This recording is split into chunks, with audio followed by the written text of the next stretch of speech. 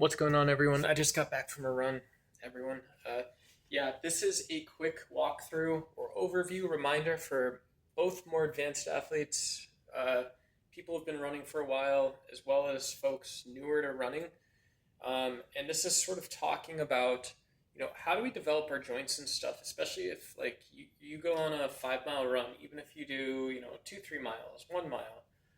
Um, you go to the gym or you maybe do cycling and stuff, we're always so lined up, right? And that's not how our joints work, right? Like, if I relax my arms, I can wiggle them a little bit, I can flex them, I can, kind of move the positions and stuff. And so, you know, like when we're running and we're going through a stride or something, we want to be able to move that tension, make those sort of small adjustments and stuff as well.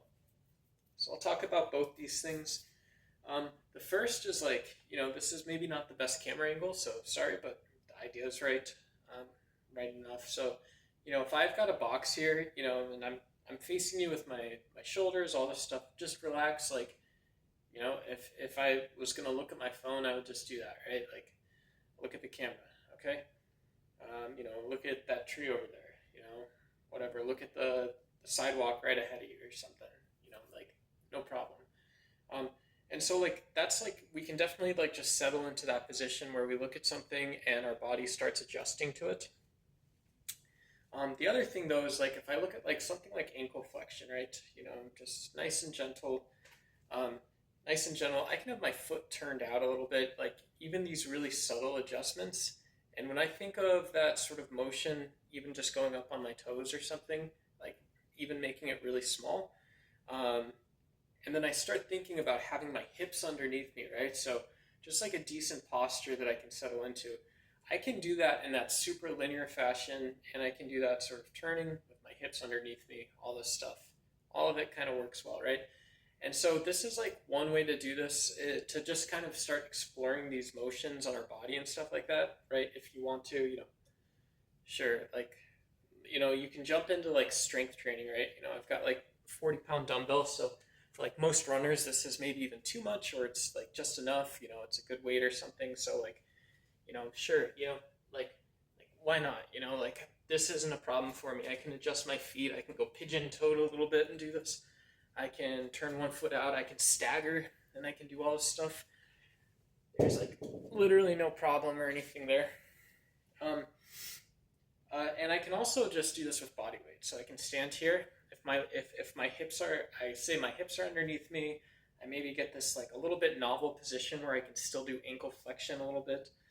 And I can put this foot back, or even just a little bit, and I can just put some pressure and tension on it. Just a little pressure and tension. A little pressure and tension. Go through just a little bit of that flexion and calf sort of movement, going up on our toes. Ankle flexion, catching ourselves with our hips and stuff. Our hips are working, more advanced. More, hips, boom, all the weight, all the weight, all the weight, getting tall, all that stuff. So that's one thing you can try. The other one is just really simply when we think about creating that sort of efficient lever with our full body. A lot of that comes from our obliques, our back, our core. Even to some extent, our neck and our chest, our face a little bit nice and relaxed in this. So if I'm going into this position, if my oblique starts flexing up, I'm automatically turning, right? If I'm going to go this way, let's just say my plan is to go this way. So I step and I can feel my obliques engaging and my foot lands somewhere. I want my hips sort of nice and under me. I want to be able to go through that full compression and lift and all this other stuff, right? All that stuff is super useful.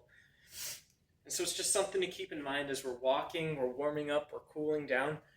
There's no problem even really gently saying if I'm going to go somewhere, my sort of mind-body connection with my run, my mind-body connection is going to engage my body. And this entire time, I'm also, doing all the hip stuff, the glute stuff. I've got that sort of, the more athletic, the drag or whatever. I can get nice and stacked. I can develop a little tension even before I go up and all that stuff. It's all useful.